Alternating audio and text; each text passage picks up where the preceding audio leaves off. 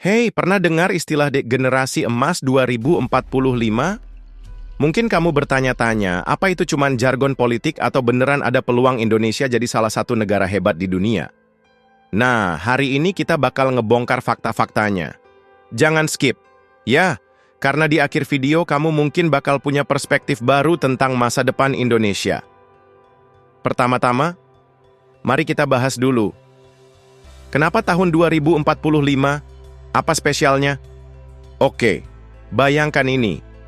Tahun itu adalah ulang tahun ke-100 Indonesia merdeka. Tapi bukan cuma soal perayaan aja, guys.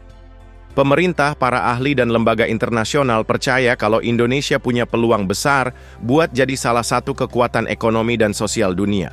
Katanya loh. Tapi, apa dasarnya? Oke, kita mulai dari angka. Menurut BPS dan UN, di tahun 2045, penduduk Indonesia diprediksi mencapai 319 juta jiwa. Banyak? Iya. Tapi nggak cuma soal jumlah ini yang menarik. Sekitar 70%-nya akan ada di usia produktif. Ini yang disebut bonus demografi. Negara-negara kayak Jepang dan Korea Selatan udah lewat masa ini, dan mereka sukses banget. Tapi, tunggu dulu, ada syaratnya. Kalau nggak ada pendidikan dan pekerjaan yang layak, bonus ini malah jadi beban. Nah, disinilah tantangannya.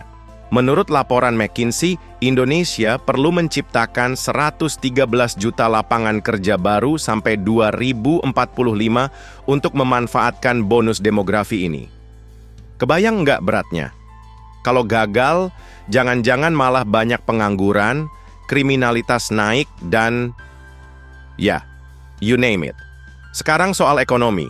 Ada prediksi dari Bank Dunia yang bilang Indonesia bakal jadi negara dengan ekonomi terbesar keempat di dunia tahun 2045. Keren ya? Tapi ada twist one-nya. Pertumbuhan ekonomi itu nggak otomatis bikin semua orang kaya. Faktanya sekarang aja kesenjangan sosial di Indonesia masih tinggi. Gini rasio itu indikator kesenjangan kita masih di angka 0,38. Semakin mendekati 1, makin timpang. Jadi gimana caranya?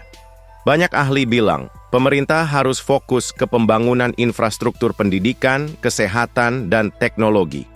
Tapi, mari kita jujur, nggak semua kebijakan pemerintah konsisten, kan? Apalagi kalau korupsi masih merajalela, susah banget buat narik investor besar-besaran. Nah, sekarang kita ngomongin generasi kita, atau mungkin adik-adik kita.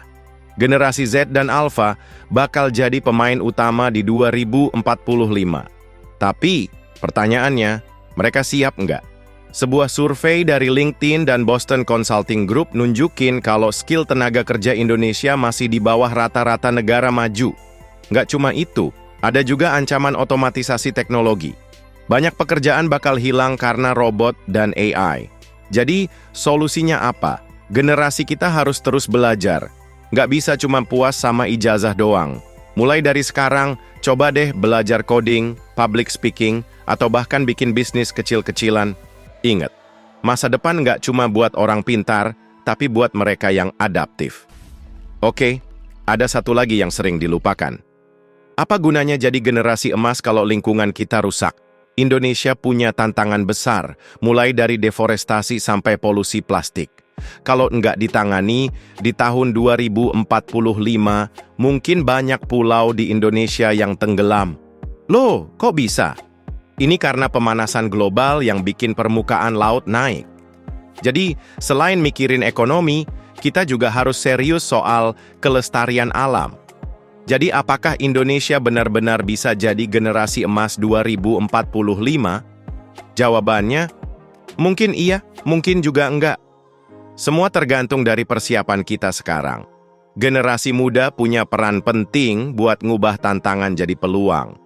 Jadi, mari kita mulai dari hal kecil belajar, inovasi, peduli lingkungan, dan terus kolaborasi.